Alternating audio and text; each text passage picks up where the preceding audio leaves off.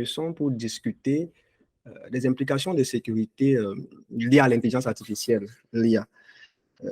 Comme vous le savez, l'IA a fait d'énormes progrès ces dernières années et de plus en plus, on la retrouve dans notre environnement au quotidien. Donc, et par contre, ces avancées posent également des questions cruciales en termes de sécurité et c'est cela qui va nous intéresser aujourd'hui. Donc, l'objectif de cet échange, c'est un échange ouvert, hein, c'est d'explorer les différents aspects et les questions complexes pour comprendre les enjeux qui tournent autour donc, de cette problématique-là. Donc, pour cet échange, le format sera en open talk, comme je dis. Le principe du format, c'est le suivant, il n'y a pas quelqu'un qui joue le rôle de l'expert en la matière qui est venu pour encadrer, pour former, etc. Il n'y a pas de speaker. Je prends la parole, mais je ne suis pas le speaker. Donc, vos questions, c'est à l'audience que vous les poserez. Et si je peux intervenir pour répondre, je suis également participant. Le principe, c'est de nous rencontrer, chacun avec son niveau d'expertise, échanger dans le respect sur un sujet à la demande. Les échanges sont ouverts. Chacun peut prendre la parole en levant sa main pour que ce soit redonné. Quand vous prenez la parole, vous pouvez répondre à une question. Je vais activer la traduction en anglais, là, OK? Donc, quand vous prenez la parole, vous pouvez répondre à une question qui a été posée ou tout simplement poser une question à l'audience. Donc, c'est à peu près le principe du format. Mais cependant, je vais démarrer avec une présentation qui va faire 10 minutes. Le but de la présentation, qui est fait donc par le modérateur que je suis, c'est de situer le contexte et surtout donner un peu de connaissances sur le sujet à ceux qui nous ont rejoints, par exemple, juste pour apprendre. Donc, ce type de format de discussion, on pourra l'utiliser si quelqu'un soumet un sujet et que les membres du groupe le trouvent intéressant d'en discuter. Bon, je pense que l'échange qu'on va avoir va être assez intéressant. Moi, je vous encourage vraiment à participer, à intervenir également pour enrichir les échanges. Dans la présentation, en fait, que vous allez suivre, va avoir 4 volets, 5 volets autant pour moi. Rapidement, on va présenter un peu les IA, c'est quoi les IA de type ChatGPT. On va voir un peu comment ça se passe au niveau de la pratique, rapidement également. Les usages en sécurité qui se font déjà et les enjeux justement de sécurité que ces IA la posent. Et ce sera l'occasion justement d'ouvrir les échanges, notamment par rapport à ces enjeux-là. Donc, ça va être assez simple et rapide. Donc, OK. Déjà, l'intelligence artificielle, de quoi parle-t-on? De dire que l'intelligence artificielle, beaucoup peuvent se demander de quoi est-ce qu'on parle. Alors, c'est un domaine de l'informatique qui vise à créer des machines, des systèmes capables de simuler l'intelligence humaine. Elle se concentre notamment sur le développement de systèmes et d'algorithmes qui vont donc être capables de percevoir, de comprendre et d'apprendre et prendre des décisions de manière autonome. Les applications de l'IA sont vastes, hein. On va d'ailleurs en voir certaines dans le contexte de la sécurité. Mais ce qu'on peut citer comme domaine d'application et qu'on connaît, c'est par exemple la reconnaissance vocale avec des systèmes comme Alexa que vous connaissez, Siri, Cortana sur Windows. Je pense que Google également a son assistant vocal pour la reconnaissance vocale. Donc, ce sont des applications que vous voyez tous les jours, hein, que vous côtoyez tous les jours et qui, justement, font recours à l'intelligence artificielle. On a également des applications comme la reconnaissance textuelle, la traduction de texte, traduction que vous utilisez, la transcription de texte, etc.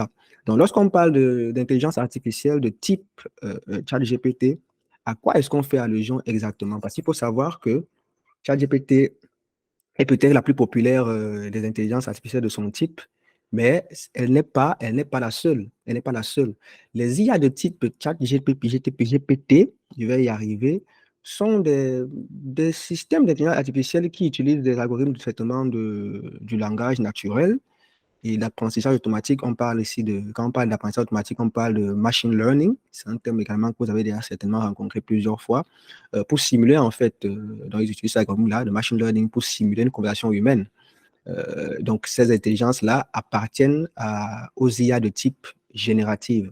Donc, on a la première famille d'intelligence artificielle là, qui englobe un peu tout ce qui est automatisation informatique, parce que même la calculatrice que vous utilisez, c'est une intelligence artificielle, puisqu'elle elle simule le cerveau humain en faisant des opérations. Donc, grosso modo, tout cela entre dans l'intelligence artificielle. Mais maintenant, on a des spécificités. Donc, vous allez voir là la couche machine learning, la couche deep learning, et puis on a la couche générative artificial intelligence, où on va retrouver ChatGPT, on va retrouver d'autres systèmes comme DaVinci Codex, comme Ada, etc. Donc, ChatGPT n'est pas le seul, c'est ce que je voulais surtout qu'on puisse comprendre ici. Et donc, les IA donc, de type ChatGPT sont donc des systèmes d'intelligence artificielle qui vont utiliser des algorithmes qu'on dit de machine learning. Et voilà. Donc, ces systèmes vont être conçus pour apprendre et répondre à des entrées, les entrées que l'utilisateur vous allez les soumettre. Et ils vont le faire de façon à ce que la conversation, ce soit comme si vous communiquiez avec un humain.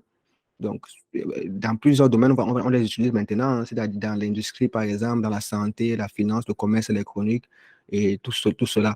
Donc, le domaine de l'IA a toujours été amélioré avec le temps. Mais c'est juste qu'actuellement, on observe une accélération qui est aussi, bien sûr, due au fait que les puissances de calcul des processeurs ont augmenté. Je vais juste switcher un peu pour aller voir si du côté de la salle d'attente, on a des gens qui se sont manifestés. Pour les admettre 2 secondes. OK, on peut continuer.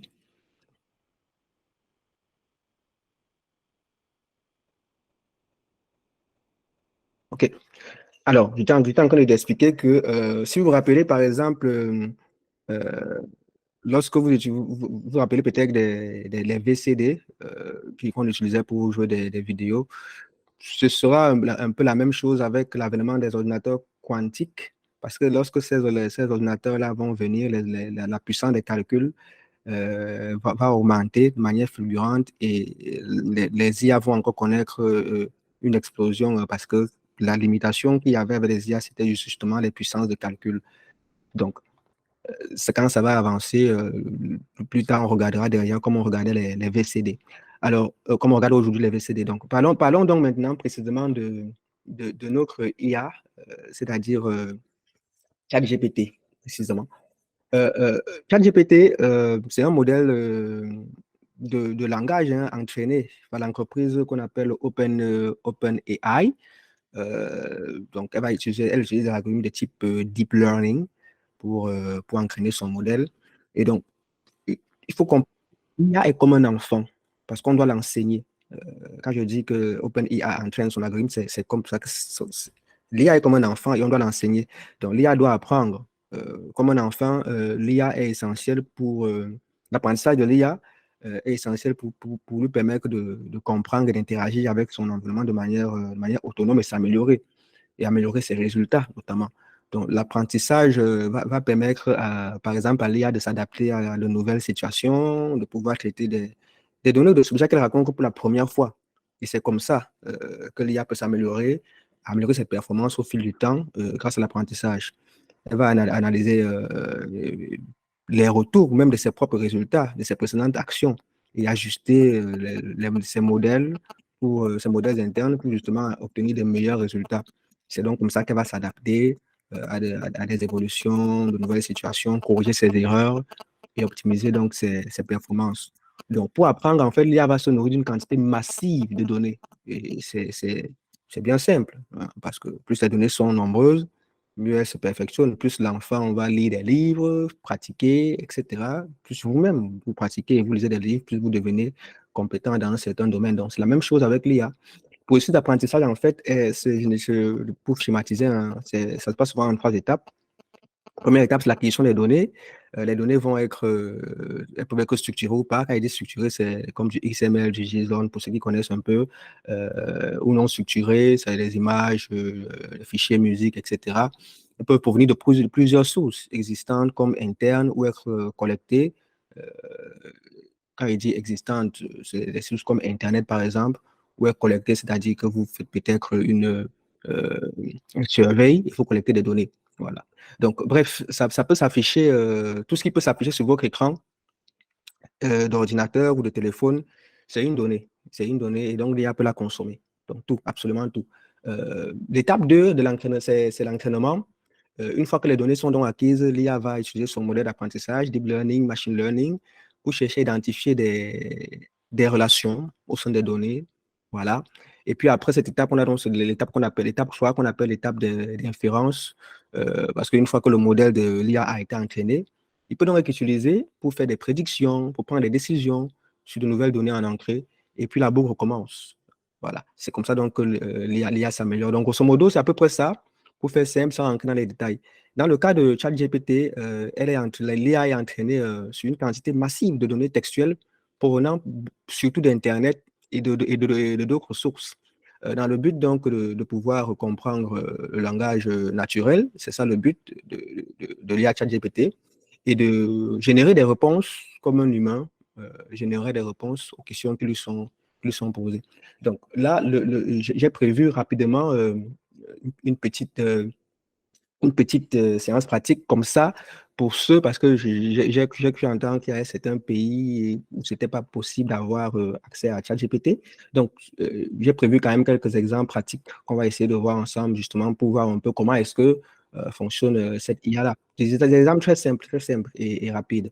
Donc, ce qu'on va faire, c'est que je vais demander à l'IA de me produire la page d'un site web pour des produits cosmétiques et je vais affiner le résultat en demandant de rajouter une jolie feuille de style CSS avec une dominance de couleur vert, olive et gris foncé. On va voir un peu ce que l'IA va nous proposer et surtout le temps avec lequel, euh, le temps qu'il va prendre pour nous proposer ces résultats-là. Donc, de nous produire, voilà, produis-moi la page d'un site web avec des produits cosmétiques. J'envoie la question. Ça me produit quelque chose. Non, je vais te préciser la question. Produis-moi la page, le code HTML. Tant pour moi. Produis-moi le code HTML.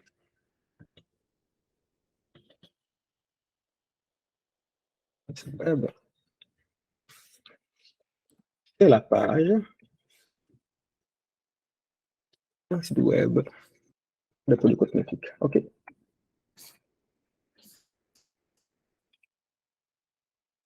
Donc, il me produit ce code-là que je vais copier une fois qu'il aura terminé. Je pense que vous voyez mon écran, j'espère. Oui, ça se passe bien. OK. Donc, je vais copier. Apparemment, il est beaucoup inspiré aujourd'hui. Hein. OK, ça prend du temps. Alors, est-ce qu'il a terminé? Je ne pense pas, non. Je vais demander de continuer pour m'assurer qu'il a terminé ça. OK. Donc là, je vais copier déjà ceci. Je vais rajouter sur... c'est vraiment juste pour vous montrer hein, un peu comment est-ce que ce truc-là peut voilà, fonctionner. Je vais prendre la suite de ce code-là. Voilà, c'est ça. Je vais rajouter dans mon fichier, comme ça.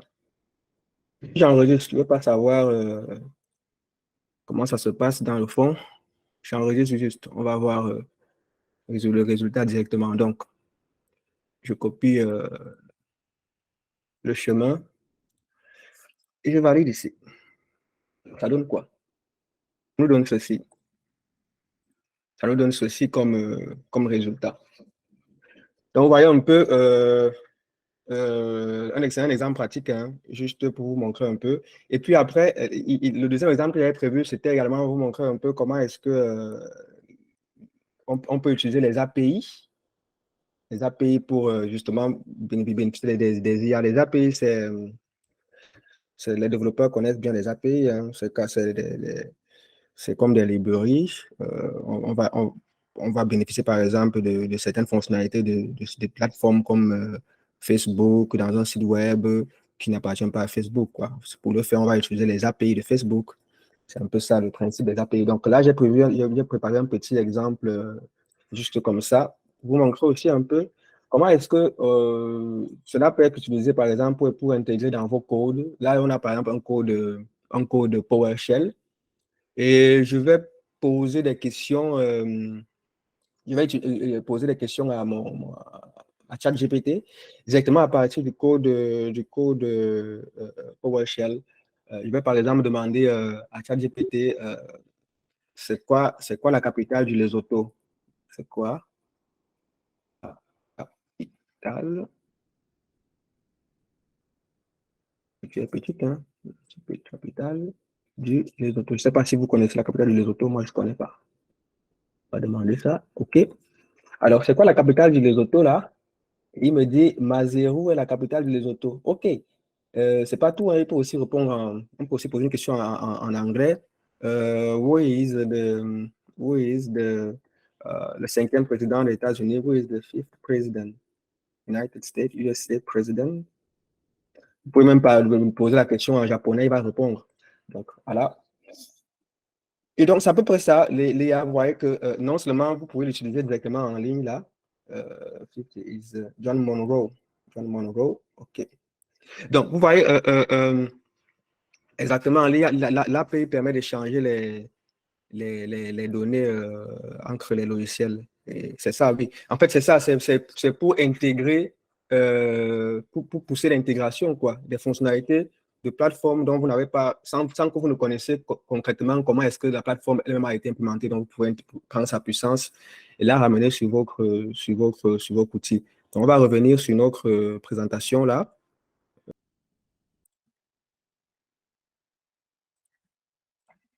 Donc voilà, comme je disais tantôt, on a fait cet exemple-là, on a fait aussi également un exemple avec l'API PowerShell. Et maintenant, on va aborder le sujet des usages qui se font dans notre domaine de la cybersécurité. L'usage le plus connu, par exemple, c'est la prévention et la détection des attaques. Il y a les entreprises, les entreprises organisations utilisent maintenant l'IA pour renforcer leur posture de sécurité et prévenir des cyberattaques. Les systèmes qui ont l'IA peuvent, par exemple, analyser les modèles de trafic réseau, les journaux d'événements, les comportements des utilisateurs, les signatures logicielles, les logiciels malveillants, et détecter comme ça des activités suspectes, bloquer les attaquants. La solution que je connais qui fait cela bien et que j'ai eu l'occasion d'utiliser moi-même, que j'ai vraiment été bluffé et j'ai beaucoup apprécié, c'est Darktrace. C'est une application c'est un système qui détecte les anomalies, les menaces internes, les attaques très sophistiquées. Et après une cyberattaque, la solution est même capable de vous rejouer visuellement le déroulement de l'attaque. Donc, c'est comme si vous regardiez un film, quoi.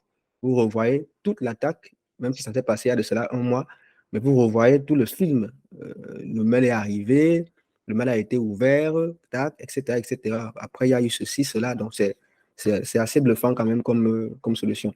Donc, ce qui fait qu'après une cyberattaque, vous pouvez revoir tout le film et il fait le travail d'un analyste SOC, mais il le fait en quelques minutes. Donc, de manière générale, on peut et peut-être dans un spectre plus limité, la plupart des solutions de détection de malware et de cyberattaques que vous connaissez sur le marché intègrent aujourd'hui de l'IA. Des modèles, intégralement utiliser des modèles de machine learning pour détecter, prévenir des logiciels malveillants, ransomware, etc. Une solution comme Microsoft Azure Sentinel, qui est le CM soir de Microsoft par excellence, utilise aujourd'hui l'IA ChatGPT grâce à une collaboration qui s'est faite avec Microsoft et l'entreprise OpenIA. L'autre domaine d'application, c'est la fraude financière. C'est très connu pour ceux qui font dans le domaine bancaire, parce que les institutions bancaires maintenant ils vont utiliser l'IA pour détecter des activités frauduleuses. Les modèles d'apprentissage automatique peuvent donc analyser comme ça les transactions financières en temps réel, identifier les schémas suspects, détecter les comportements frauduleux, les utilisations non autorisées, les cartes de crédit, etc. Le système que je connais qui fait ça, c'est IBM Safer Payment. Euh, encore autre, mais il y en a d'autres. On a également la vidéo intelligente.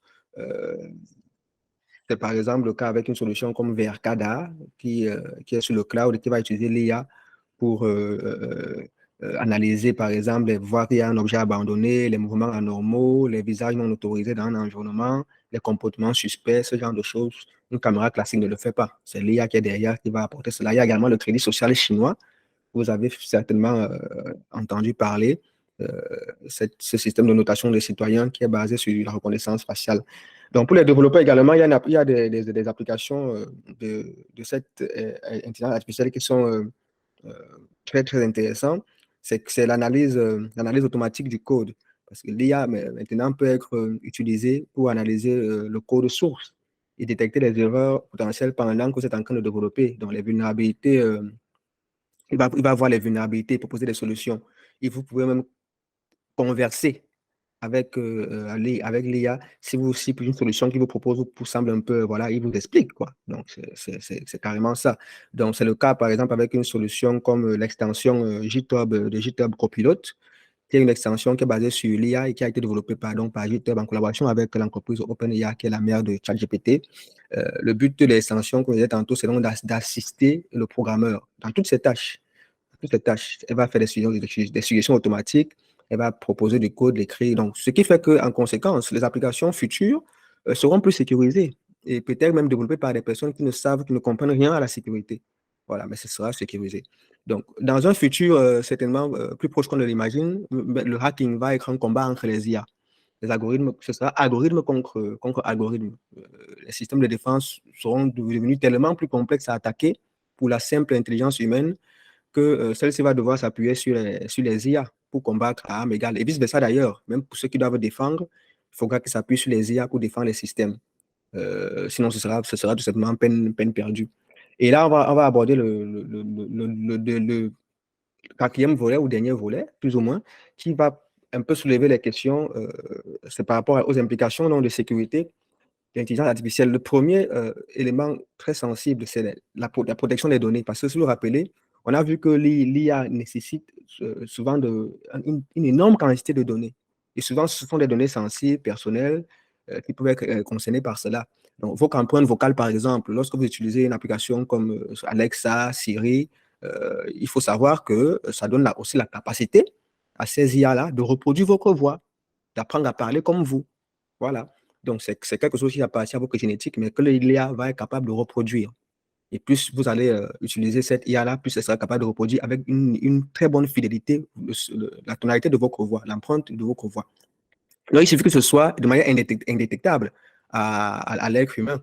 Détectable peut-être par d'autres IA, mais pas pour l'être humain. Donc, quelqu'un va parler, vous aurez l'impression que c'est vraiment lui qui parle. L'IA peut détecter, mais pas vous.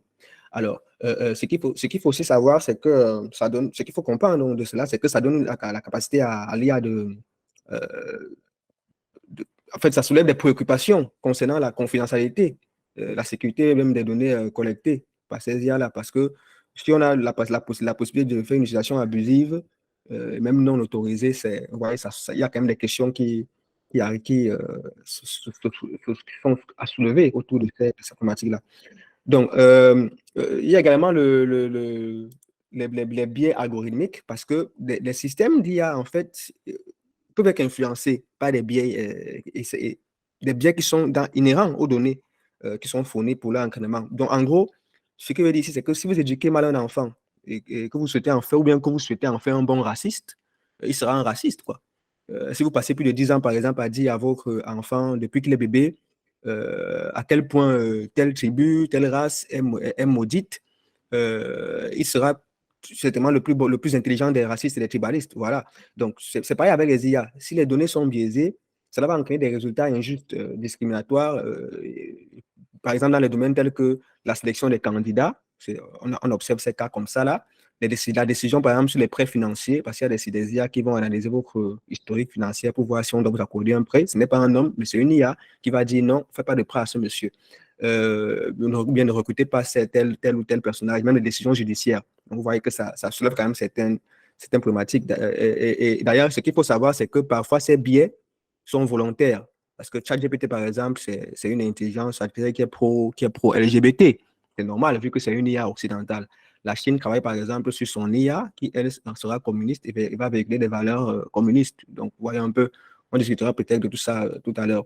On a également des domaines comme des attaques automatisées, parce que l'IA est maintenant utilisée pour développer des attaques automatisées sophistiquées, telles que des attaques avec un système. Il y a une entreprise CyberArk là, qui a fait une démonstration en utilisant ChatGPT pour générer un shellcode polymorphe.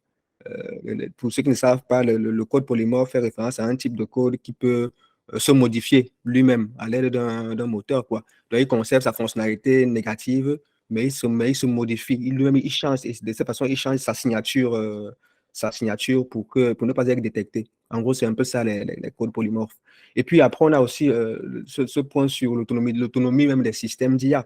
Parce que le principe de l'IA, c'est que le système soit autonome.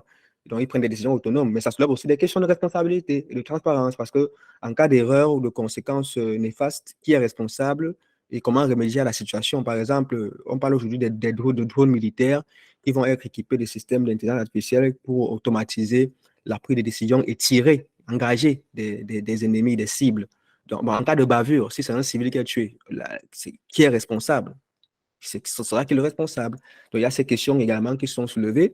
La manipulation même de l'information en tant que telle également, c'est un sujet parce que la manipulation de l'information dans le sens d'information journalistique, si on peut dire. Parce que les IA peuvent être utilisées pour créer de fausses informations et même les diffuser à grande échelle. Par exemple, sur des sujets de société, des sujets politiques, économiques. On a vu par exemple des images de Donald Trump qui était en prison ou du pape en doudoune, pour ceux qui ont un peu suivi dans les réseaux. Donc, ce sont des images presque réalistes. On a également des cas des vidéos de deepfake. Ce sont des vidéos qui utilisent la technologie pour reproduire les détails d'un sujet. Par exemple, copier son visage, le transférer à un autre sujet en temps réel, transformant ainsi la personne qui est en train de parler avec le visage d'une autre. Dans la vidéo, quelqu'un parle, mais vous voyez plutôt le visage de quelqu'un d'autre en fait en train de parler et ça se passe en temps réel. Donc, les résultats peuvent être impressionnants et c'est également dangereux par rapport à la manipulation de l'authenticité.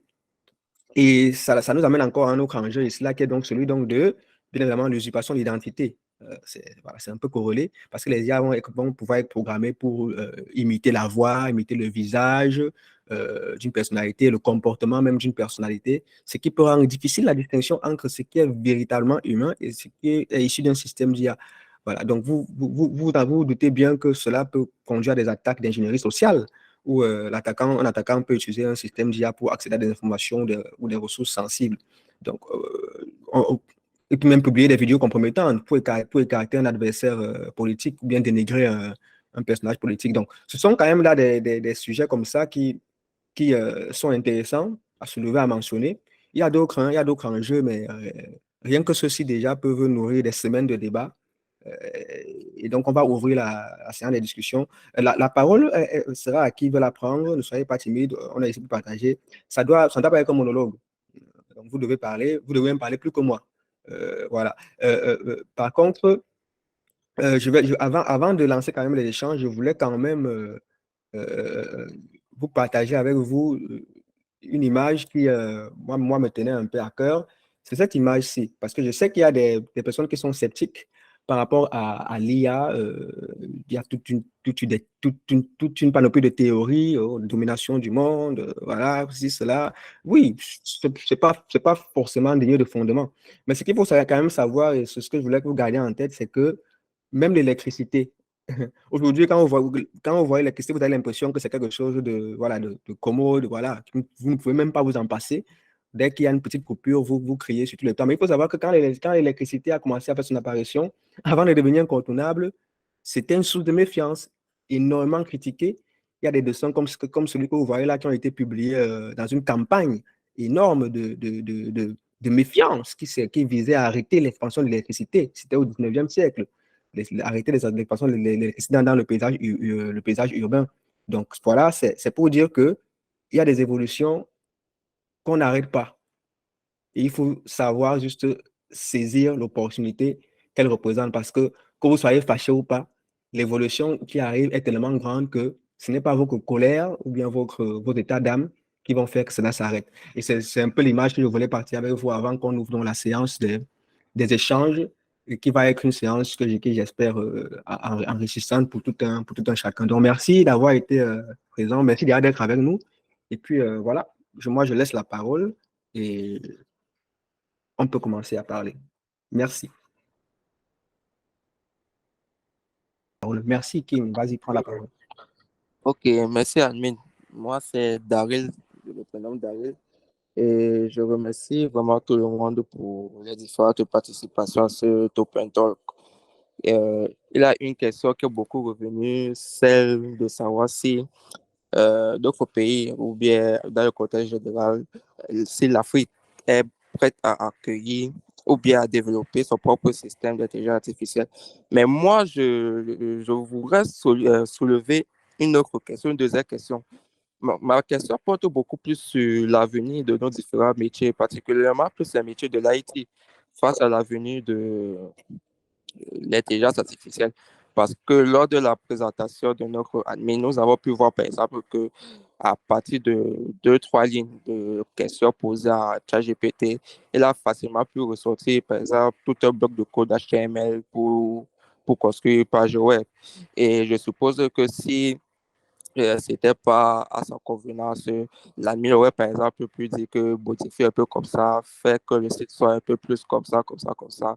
Et on aurait pu avoir une page web complète qui satisfait vraiment aux besoins de l'utilisateur. Donc, moi, je voudrais un peu recueillir la vue de tout un chacun dessus parce que j'ai l'impression qu'avec l'intelligence artificielle qui est en train de se développer là, il peut y avoir des métiers qui vont disparaître, tout comme en parallèle également, il y aura des métiers qui vont se construire. Parce que lorsque je dis qu'il y a des métiers qui vont disparaître, prenons un peu le cas de l'intelligence artificielle Midjourney. Cette, cette intelligence artificielle qui permet de générer des images très réelles. Vous lui demandez juste, par exemple, que génère moi l'image d'un, je sais pas, d'un léopard de Major Pixel, lui te génère ça facilement en quelques secondes, ou bien génère automatiquement un logo. J'ai peut-être telle entreprise, la vision de mon entreprise c'est telle chose, elle fournit tel service et ça peut me générer un logo. Vous voyez que cette intelligence artificielle aujourd'hui a la capacité de générer un logo, même si cela n'est pas encore parfait. Mais imaginez avec le temps, c'est que là, le métier, par exemple, de concepteur de logo va disparaître. Ou bien, par exemple, tout comme l'ami l'a dit, prenons un peu le cas de la cybersécurité, avec aussi bien les métiers aussi bien offensifs et les métiers défensifs. Et là, c'est bien dit, il y aura des attaques qui seront tellement sophistiquées parce qu'elles vont faire appel à l'IA que le seul moyen de pouvoir se défendre réellement, c'est également de faire appel à une autre intelligence artificielle pour pouvoir rivaliser à armes égales.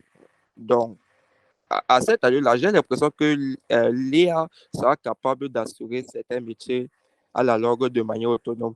Mais cela va aussi laisser la place comment dire, à la venue de nouveaux métiers. Peut-être que nous n'avons pas encore idée, mais qui vont venir. Est-ce que chacun ou bien deux, trois personnes peuvent me donner leur avis par rapport à ça? Merci. Bon, je vais peut-être commencer par donner un peu mon avis. Après, c'est vrai que Valérie a levé sa main avant, mais je ne sais pas si ce sera pour apporter également un élément de réponse à ce que tu as dit. Mais bon, En effet. ok, il n'y a pas de souci alors. Donc, ce que moi je peux dire, c'est, je vais être cash, hein, les métiers vont disparaître. Il ne faut même pas se leurrer. Les métiers vont disparaître dans tout le domaine de l'IT. Il y a beaucoup de métiers qui vont devoir se réinventer. Déjà, si on prend uniquement le métier de développeur, regardez bien comment le métier de développeur a évolué dans le temps. Regardez bien. Euh, il fut un temps, le développeur, c'était celui qui allait ouvrir son IDE, son interface de développement là. Il tapait son code, il le compilait, voilà, il arrangeait le tout et tout. Et puis, c'était bon.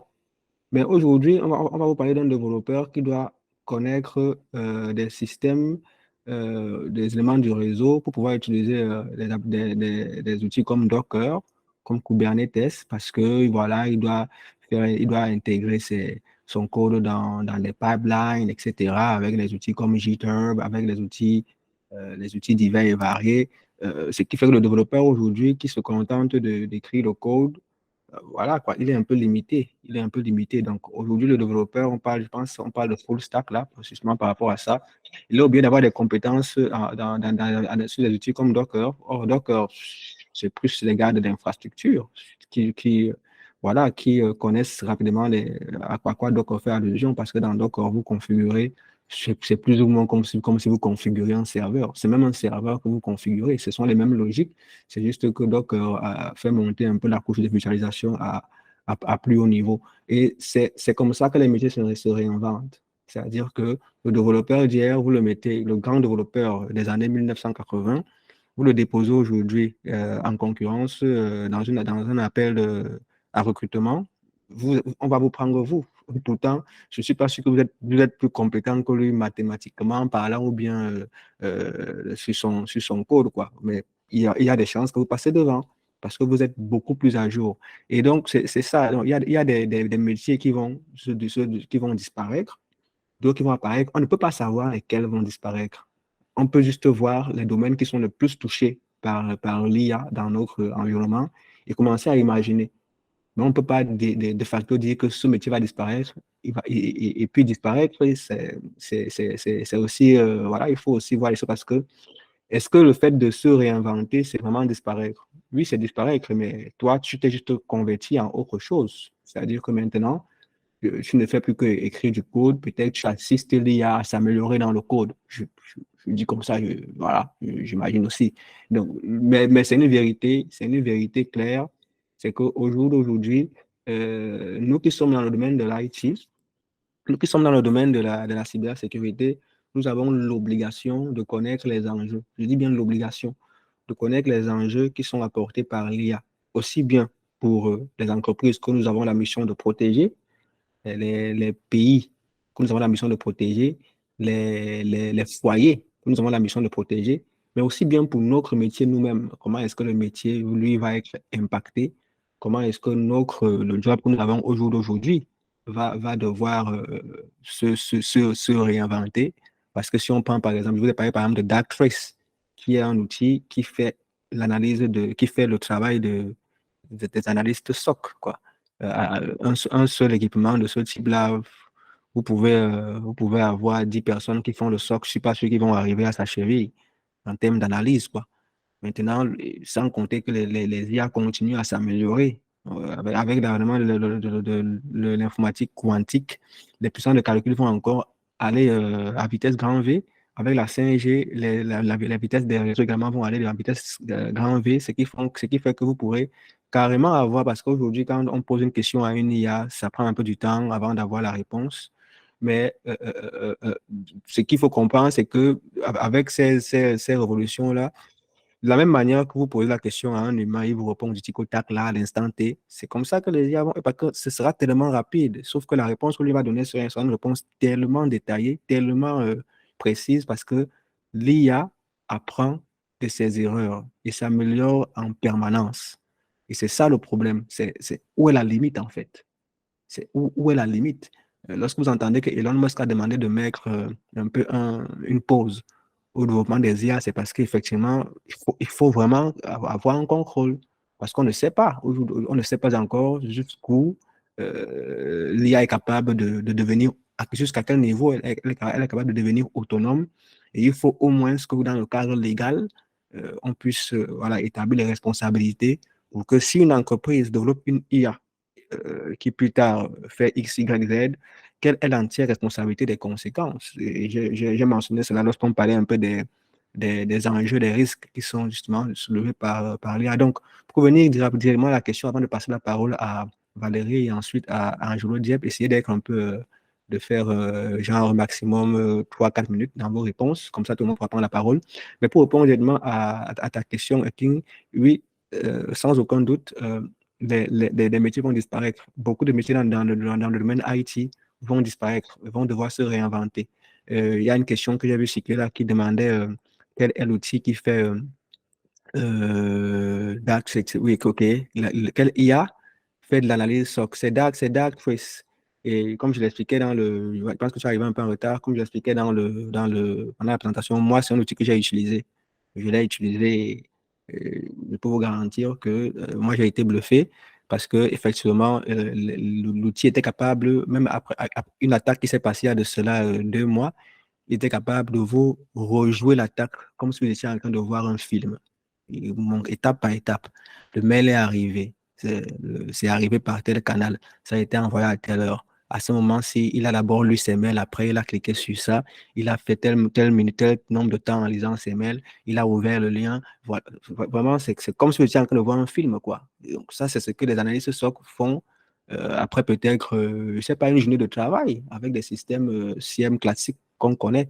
Mais avec l'IA, les analystes SOC, non, leur travail va aller beaucoup plus vite, mais va être beaucoup plus dans la partie prise de décision et orientation du métier, mais plus tellement dans la partie analyse pure et dure, si on peut dire. Donc, ce sont des impacts assez importants qu'il faut garder en tête parce que là, on est encore, comme je disais tantôt, on est à l'aube juste. On est juste à l'aube de l'avènement de ces IA-là.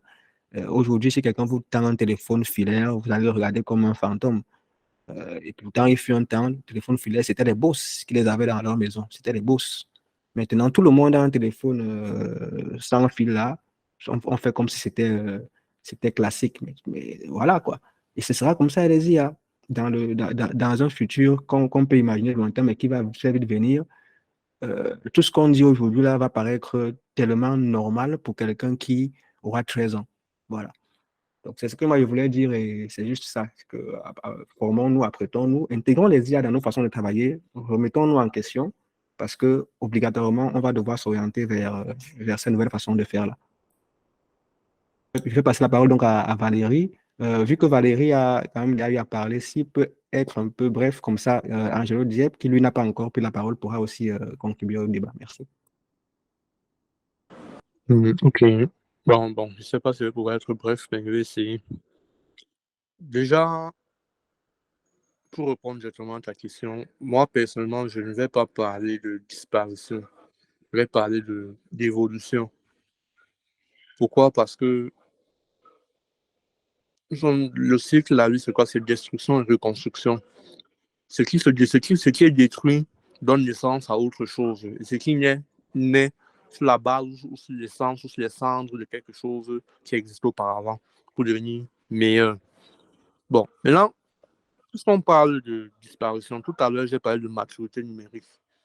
Tu as parlé, par exemple, les gars qui conçoivent les logos et machins sont appelés à perdre leur travail. J'ai dit tout à l'heure que ceux qui ont créé les IA sont avec une maturité numérique à beaucoup de niveaux dans l'industrie du numérique, que ce soit au niveau de la création, conception graphique, au niveau du design, au niveau de la sécurité, au niveau du développement. Tout cela, tous les outils qu'on voit, ce sont des experts de chaque domaine qui sont assis, qui sont partis sur la base de ce qu'il y a offert pour développer un certain nombre d'outils automatiques, d'intelligence pouvant automatiser et accélérer le processus de travail. Maintenant, tout est lié. C'est une distraction à échelle mondiale qui est en train de se passer si on doit prendre les choses de cette façon. Tout à l'heure, le modérateur a parlé, il a dit chaque IA qui est conçu en fonction d'une idéologie. Par exemple, ChatGPT, par exemple, repose sur une idéologie, c'est une IA qui est pro-LGBT. Et par exemple, les Chinois sont en train de construire leur IA qui sera pro-communiste. Si ce que tu dis, par exemple, ce que tu dis, par exemple, émane par exemple de tes recherches et peut-être d'une analyse profonde que tu as eu à faire, ou même peut-être de certaines personnes qui sont positionnées et qui ont fait des recherches et ont tiré ces conclusions. Si ce que tu dis, toi, tu rends compte, on se rend tous compte que l'IA, comment dire, n'a pas été conçue dans le but forcément de faire évoluer les choses, mais plutôt de faire évoluer des idéologies. Et maintenant, derrière ces idéologies, puisqu'on ne peut pas les présenter directement au grand public, on fait développer les autres secteurs et indépendamment. Et c'est chaque pays qui décide de comment est-ce qu'elle va adopter l'IA, si on se comprend. Ça veut donc dire que quoi? Que nous ne sommes pas obligatoirement, bien forcément obligés de suivre ce rythme. Parce que les métiers qui vont disparaître, ce sont les métiers qui, par exemple, en Occident, ont atteint la maturité. Or, en Afrique, nous sommes encore en train de les découvrir. Comment on voudrait donc construire un écosystème numérique propre à nous, qu'on serait capable de sécuriser nous-mêmes, si on nous empêche d'avoir les fondamentaux, les BABA, de maîtriser la première couche qui a permis, la première couche qui est détruite, qui a permis l'évolution. Si on ne peut pas contrôler le cycle d'évolution, comment est-ce qu'on veut pouvoir dire qu'on peut travailler ensemble afin de construire un écosystème qui est propre à nous, si on veut s'arrimer à l'évolution occidentale, parce qu'il s'agit de l'évolution occidentale. Parce que le numérique est une science. Et qui parle de toute science parle de philosophie. Or, nous sommes d'accord que chaque époque a eu sa philosophie, a eu ses philosophes. Chaque écosystème a eu sa philosophie, a eu ses philosophes. Or, chez nous en Afrique, on n'a rien de tout ça jusqu'à présent. Peu importe le domaine de la science dans lequel nous sommes, on n'a aucune philosophie qui est propre à nous, on n'a aucun philosophe qui est propre à nous, on n'a aucun penseur qui est propre à nous. Ceux qui essaient de se démarquer pour se comporter comme des penseurs, en fait, ne pensent pas pour l'Afrique, mais pensent beaucoup plus pour le développement des Européens. Et ceux-là qui arrivent à s'écarter de la ligne qui a été tracée pour tout le monde et commencent à penser pour son écosystème, sont rapidement abattus. On les met rapidement en déroute. C'était tout. Merci. Ok, Angelo, tu peux prendre la parole. Ok, merci. Bonsoir à tout le monde déjà. Et merci à l'admin pour cette présentation très intéressante. Donc, pour revenir un peu à la question de King, bon, David, je dirais déjà, pas tous les domaines de l'IT vont être maudits, ou du moins être perdus. Principalement, je dirais les domaines qui ont travers le hardware. Bon, je pense qu'il y a le côté hardware ne suit pas la course avec l'évolution du software. Donc, je pense qu'il y a encore un décalage. Donc, le côté hardware, ceux qui font dans le hardware, ils ont encore une marge de temps pour continuer dans le domaine. Mais venant au côté software, ou du moins de façon générale, je pense qu'on ne devrait pas voir l'IA comme quelque chose de destructif, mais plutôt comme, je dirais, une certaine forme d'enhancement. Donc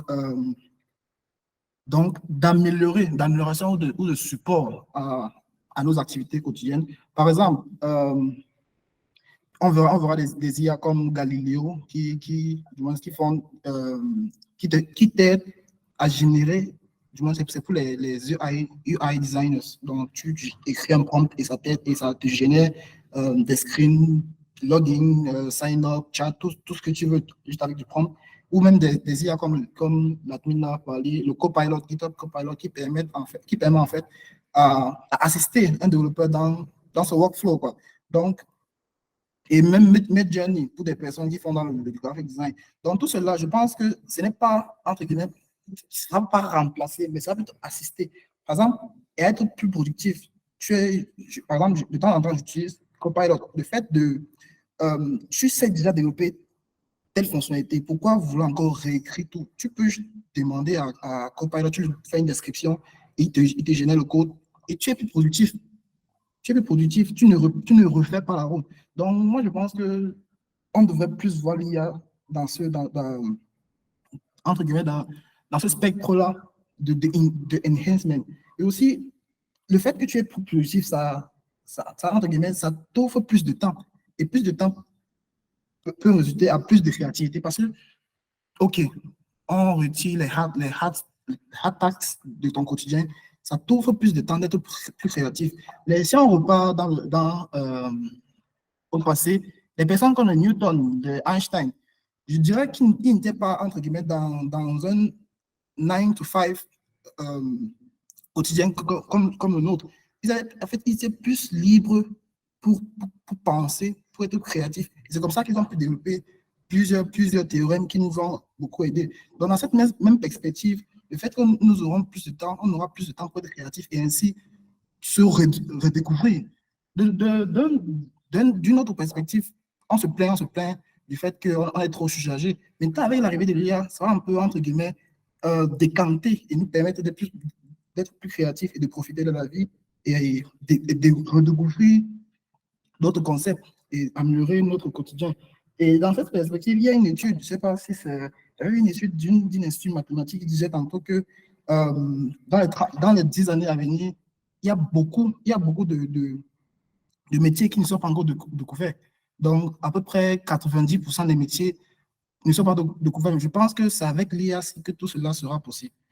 Et bon, donc je dirais que l'IA, on pourra intégrer l'IA dans notre quotidien. Et pour revenir également côté software, je pense que si tu as, je pense que j'ai vu ça sur un post, genre, si tu penses que l'IA va prendre ton métier, c'est que tu es probablement un shitty programme. Donc, dans ce sens-là, tu dois être capable de te mettre à jour et de collaborer avec l'IA pour être productif. Donc, ça, c'est ce que je pourrais répondre à la question de David. Maintenant, il y a l'admin qui a soulevé un propos, c'est le contrôle de l'IA. Moi, je me demande si ce contrôle est même atteignable. Parce que vraiment, même si on contrôle, ou du moins on établit une régulation, tout le monde a vu que, OK, ça est possible. Tout le monde a vu le code. De mon côté, dans ma chambre, je peux être capable, avec une équipe également, de développer cela. Est-ce que vous aurez l'œil sur cela? Je me demande bien. Donc, vraiment, la question de régulation, j'aimerais vraiment que, je ne sais pas si on pourra aborder cela, mais c'est aussi une thématique qui m'intéresse. Et aussi, pour revenir peut-être à la question du Open Talk, désolé, j'essaie de parcourir toutes les questions que j'avais notées. Pour revenir à la question du Open Talk, je dirais, du moins l'enjeu de la sécurité avec les ChatGPT et AI. Je pense qu'il y a les deux enjeux que moi, je souhaiterais m'accentuer, c'est au niveau du data protection. Je pense qu'il devrait y avoir une communication ou une sensibilisation. Par exemple, sur l'utilisation de Snapchat, le fait que on est, entre guillemets, à fond dans l'utilisation de Snapchat, le fait qu'on utilise les filtres, ça prend toutes les formes possibles de notre visage et ça se regarde cela. Je me demande si ces entreprises-là, derrière, ne pourraient pas vendre à des personnes qui pourraient, parce qu'au fur et à mesure qu'on avance, je me dis, on va arriver à une certaine étape où l'authentification sera faciale. Donc, le fait que Snapchat aura une base de données du visage complet, c'est qui peuvent se loguer à ta place et être capable de divulguer ton identité avec toutes les formes que chaque jour, les personnes se filment et tout, ça étudie effectivement la forme et au fur et à mesure que tu grandis. Ça, entre guillemets, ça voit les patterns, ça voit le schéma, ok, voici comment il va grandir ce programme, quand il sera grand, voilà comment ce sera, et il peut le reproduire. Moi, je pense que c'est problématique et je pense qu'il devrait avoir une certaine sensibilisation. Donc ça, c'était le premier point. Le deuxième point, c'est au niveau de la véracité des données. Avec l'arrivée des IA, comment on va faire pour être capable de distinguer le vrai du faux. Il y avait des personnes, lorsqu'il y avait une fête chrétienne, des personnes postaient l'image du pape avec le pull. Un pull, je ne sais pas trop. Ils avaient je vais dire ça comment, ils ne distinguaient pas en fait que c'était faux, quoi. Donc, comment, dans notre trait de dire si on va pouvoir être capable de distinguer, peut-être devra avoir une éducation dans ce sens. Bon, ça c'était mes différentes interventions. Merci. Ok, merci Angelo. Avant de passer donc la parole à notre ami Dominique, là, je vais également apporter des éléments de réponse, notamment par rapport au point que tu as soulevé. Je vais apporter ma contribution. Tu as soulevé le point sur le contrôle des IA, enfin les points que moi j'ai notés, hein. Le contrôle des IA, les applications comme Snapchat, là, et puis après distinguer le vrai du faux. C'est sur cette point-là que moi je vais revenir. Quand on parle de contrôler les IA, c'est pas le contrôle au niveau du code, hein. C'est le contrôle au niveau, parce qu'il faut toujours, c'est le contrôle au niveau gouvernance. C'est-à-dire quoi? Dans la sécurité, en fait, dans l'architecture de sécurité, il y a ce qu'on appelle la couche stratégique où la gouvernance va agir. Il y a la couche tactique où tout ce qui est architecture, plan de déploiement et projets vont se déployer. Et puis après, on a la couche basse qui est la couche opérationnelle. C'est là où le day-to-day va être géré. Par exemple, les analystes SOC, par exemple, travaillent dans la partie sécurité opérationnelle. Dans les projets, vous allez retrouver les architectes technologiques qui vont vous faire des designs, faire des ceci, cela. Ça, c'est la partie tactique. Ils vont essayer d'appliquer pour pouvoir apporter leur contribution dans les projets. Ils vont s'inspirer des cadres normatifs, des politiques de sécurité qui ont été édictées par l'entreprise et les interpréter donc, de manière technique dans les projets. Une fois que le projet est livré, les opérationnels, donc analystes, commencent à faire vivre la sécurité dans ces projets-là. Et les politiques dont on parle, les politiques, les cadres normatifs et tout, ça, c'est au niveau de la couche gouvernance. La couche gouvernance va donc pouvoir dire ce qui est autorisé et ce qui n'est pas autorisé. C'est en fait ça, quand on dit d'encadrer l'IA. C'est qu'aujourd'hui, il n'y a par exemple pas de loi sur l'IA dans beaucoup de pays, même les pays les plus développés. Il n'y a pas de cadre normatif sur l'IA. Et c'est ça l'encadrement, parce qu'une fois que le cadre, parce que l'architecture, la sécurité, c'est toute une architecture. Il ne faut pas croire que ce n'est que le fait de déployer des systèmes et puis après faire les configurations les plus sophistiquées. Non. Quand on parle de sécurité, c'est toute une architecture qui est à 3 niveaux. Niveau stratégique, niveau tactique et niveau opérationnel. Et chaque niveau a ses métiers. Et ça, il faut bien le comprendre. Et le concours dont on parle ici, c'est parce qu'on se rend compte qu'il y a un manque. L'IA a beaucoup évolué dans la partie opérationnelle surtout et tactique, mais il y a mais très peu au niveau bien sûr tactique, très peu au niveau gouvernance. C'est donc ces éléments-là qu'il faut maintenant situer parce qu'il faut pouvoir établir des responsabilités, rendre responsables ceux qui produisent ce genre d'algorithmes, notamment sur les comportements que cela peut avoir, les comportements négatifs que cela peut avoir. Parce qu'il y a par exemple des IA qui ont, il y a le cas d'une IA qui a poussé quelqu'un à se suicider. Voilà, c'est-à-dire que le bonhomme dit qu'il est déprimé. Il a lui dit, mais c'est bon quoi, je suis déprimé, vas-y. Qu'est-ce que tu attends? Donc, tu vois, donc d'éléments-là, c'est qui le responsable? Comment une IA peut conseiller ça à quelqu'un? Voilà.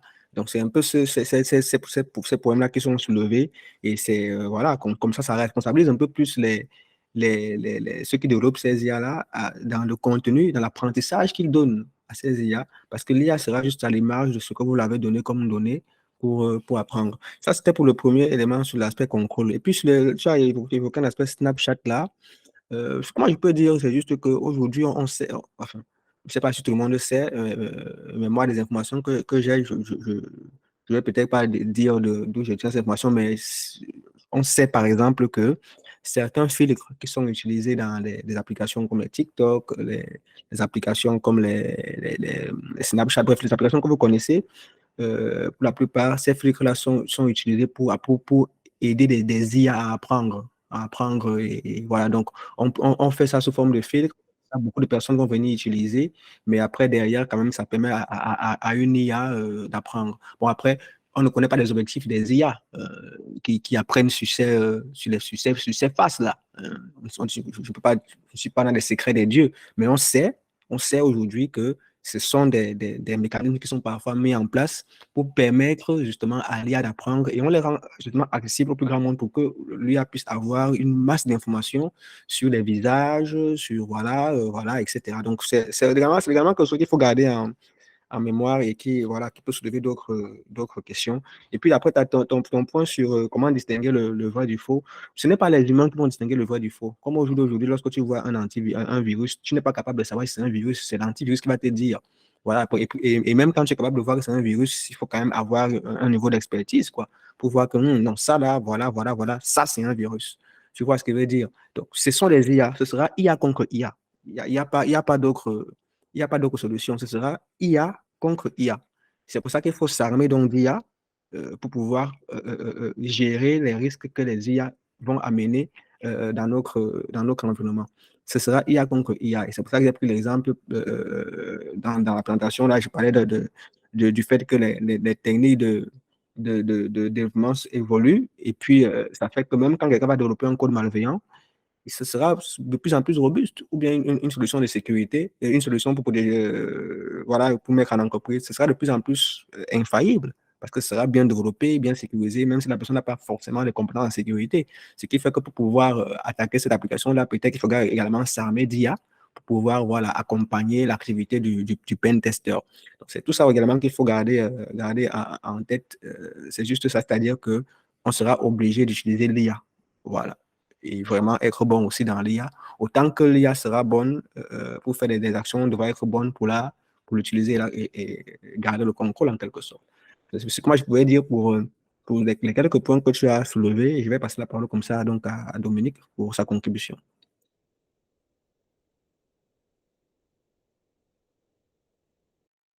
Vas-y, Dominique, tu as la parole.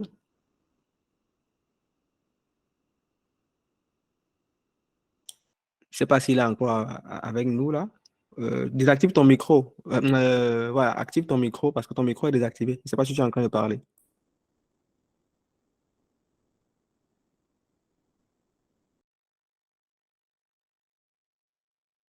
Bon, ok, on va laisser, on va d'abord reprendre la parole. Il y avait une question dans le chat là, c'était de savoir, c'est Daryl qui posait. Il demandait, il a l'impression que ce sont beaucoup plus les métiers techniques qui vont être menacés à disparaître. Quant aux métiers sur les aspects gouvernance, moi, je peux te répondre en te disant que il y a plusieurs métiers qui sont concernés, hein, parce que là, nous, on parle de cybersécurité parce que c'est notre domaine. C'est notre domaine. Mais si on te dit déjà qu'il il y a des, par exemple, des automates qui sont déployés dans des usines, là, tu vois qu'il y a beaucoup d'ouvriers qui vont être au chômage, par exemple. Tu vois, donc ça touche un peu plusieurs domaines, même dans le domaine administratif, parce qu'il y a des fonctions. Si la secrétaire, si les assistants vocaux commencent à être très performants au point où tu peux lui demander de te programmer ta journée, il te programme, tu comprends que ça va commencer à être un peu bizarre pour un directeur d'avoir, ou bien n'importe qui là, d'avoir une secrétaire qui n'a pas vraiment plus que ça à faire. Voilà, il faudra vraiment qu'elle ait beaucoup plus que ça à faire pour que ça justifie le besoin d'avoir une secrétaire. Parce que si déjà ton assistant vocal est capable de planifier tes vols, faire la réservation des hôtels, organiser ton agenda, te notifier, etc., tout ce que une secrétaire, une assistante en tout cas a l'habitude de faire, tu vois que quelque part, son métier est menacé. Et tu dis à ton assistant vocal de te préparer une lettre bien structurée là pour tel partenaire. Il peut avoir dans les échanges que vous avez déjà eu, il connaît le sujet donc, auquel tu fais allusion. Il te prépare un mail bien fait là, il te dit, OK, voilà ça, tu relis et tu dis, tu envoies. Tu vois, donc, tu ne sais pas si tu te rends un peu compte. Donc, voilà, par exemple, une dame qui est partie faire le secrétariat bureautique, mais elle ne sait pas que dans 2 ou 3 ans par là, elle va chômer comme elle n'a jamais chômé de sa vie. Tu vois? Donc, c'est des choses qu'il faut également garder en tête. Maintenant, pour revenir beaucoup plus au domaine de la sécurité, parce que là, tu fais allusion aux aspects de la gouvernance. La gouvernance, je ne suis pas sûr que les IA peuvent faire de la gouvernance. Ils peuvent accompagner ceux qui font la gouvernance, mais ça, c'est vraiment un domaine où c'est encore l'homme. C'est encore vraiment l'homme qui a la maîtrise. Si tu veux, l'IA, c'est beaucoup plus à bas niveau qu'il commence à faire son impact. Bas niveau, c'est pas pour dire que c'est le niveau zéro, quoi. Bas niveau, c'est en termes d'architecture de sécurité, c'est-à-dire le niveau opérationnel qui est aussi important que le niveau stratégique, qui est aussi important que le niveau tactique. Donc, c'est pas parce qu'un niveau est haut que ça veut dire qu'il est plus important que l'autre. C'est juste que la fonction donc, des IA, vu que c'est d'abord technique, ça impacte d'abord ceux qui sont beaucoup plus proches de la technique, donc les développeurs, les analystes de SOC, les pentesters, voilà.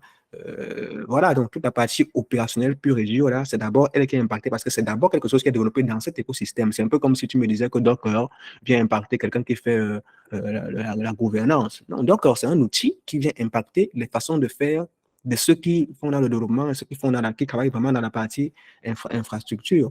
Tu vois un peu le truc. Donc, ce n'est pas forcément ceux qui sont en haut. Maintenant, il y a d'autres applications qui peuvent commencer aussi d'en haut avant de redescendre. Mais pour l'IA, c'est beaucoup plus en bas qu'il commence avant de remonter dans son impact.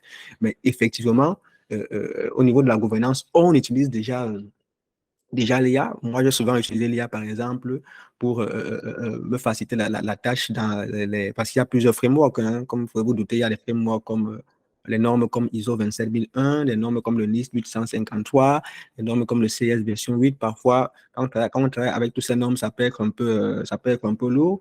On a besoin d'avoir une forme de cohérence, faire les mapper. Hein, mapper, par exemple, c'est un contrôle, mapper ces normes entre elles là. Et l'IA peut t'accompagner à le faire. Et ça, c'est un travail, par exemple, que ceux qui font le travail au niveau gouvernance et même au niveau tactique, donc au niveau stratégique et au niveau tactique, peuvent faire comme usage.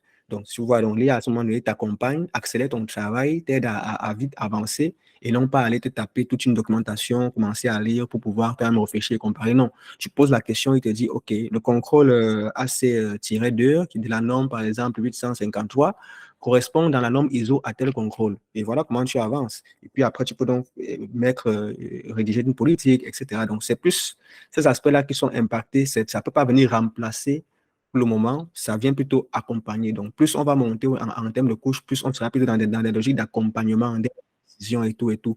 Plus on va être bas, plus on va être bas dans les couches, plus on va être proche des capacités à remplacer carrément certaines fonctions. C'est un peu ça qu'il faut aussi avoir en tête pour cet aspect-là. Donc, moi, je ne pense pas qu'au jour d'aujourd'hui, un RSSI peut être remplacé par une IA. Je n'y pense vraiment pas parce que les fonctions d'un RSSI sont tellement énormes. Un RSSI, c'est un directeur, hein. C'est quelqu'un qui manage les équipes. Ce n'est pas quelqu'un qui fait purement la sécurité. Il gère un budget, il manage des équipes, il est chef de projet, il pilote, etc., etc. Parfois même, il peut ne pas être forcément un IT pur et dur pour être RSSI. Mais ce qui est quand même intéressant pour un RSSI, c'est de connaître vraiment les sujets de sécurité, notamment sur la partie gestion des risques. Parce que ce sont des risques, parce que le risque existe, qui va pouvoir faire voter il va pouvoir avoir un plan de sécurité et donc avoir du budget pour exécuter les projets qui sont justement liés à l'amélioration de la posture de sécurité de l'entreprise. C'est pour ça qu'il faut aussi avoir en tête. Pour le moment, on n'en est pas encore rendu là. C'est sûr que les IA continuent d'apprendre et de s'améliorer, mais pour le moment, on n'est pas rendu à cette... ça ne menace pas encore des métiers comme le RSSI. Ça va venir peut-être à le temps parce que, comme je disais tantôt, c'est d'abord à bas niveau parce que c'est une innovation pour le coup du niveau opérationnel d'abord. Et ça va remonter peut-être progressivement au fur et à mesure que les solutions vont s'adapter à ce genre à des usages qui sont liés à cela. Donc, c'est ce que je peux dire pour ta question, Daryl. Et je ne sais pas s'il y a encore un autre bras levé. Si quelqu'un veut prendre la parole, il prend. S'il n'y a plus d'intervenants, on va juste mettre un terme aux échanges qui ont quand même duré près de 2 heures. Donc, la parole est à qui veut la prendre et sinon, on va clôturer nos échanges.